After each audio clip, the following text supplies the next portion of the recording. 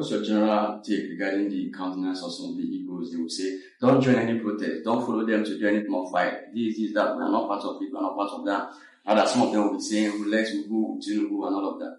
What do you think regarding that disunity, regarding bringing people together and to do something at once? Look, when you have a situation where there is a concerted effort to stigmatize an ethnic nationality and blame them for everything that goes wrong, and that ethnic nationality in response now say, okay, you know what?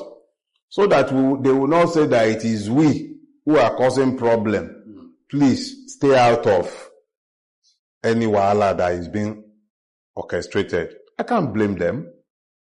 If the Igbo man is saying, I don't have any problem with Tinubu, I'm not part of any protest against the government, I can't blame them for saying that.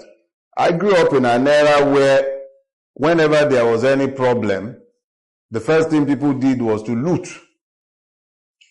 And who are the people who lost when shops and markets were looted or burnt?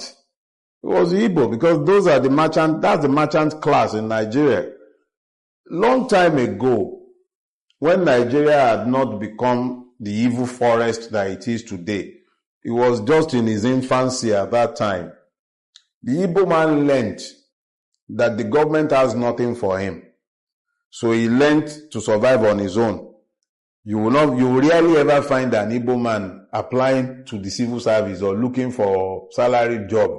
So the average one, even the ones I went to university with, they will go and attach themselves to somebody in the market. They will learn a trade.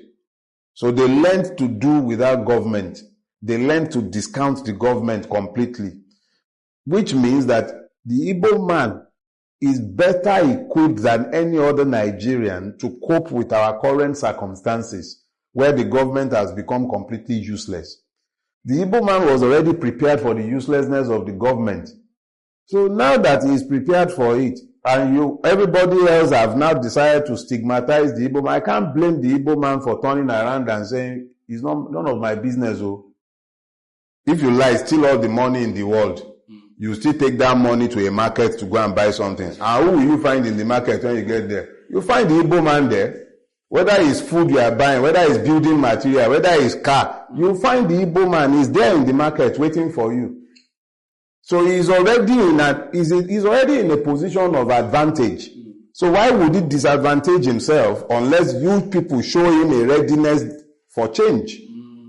So that is where we are right now.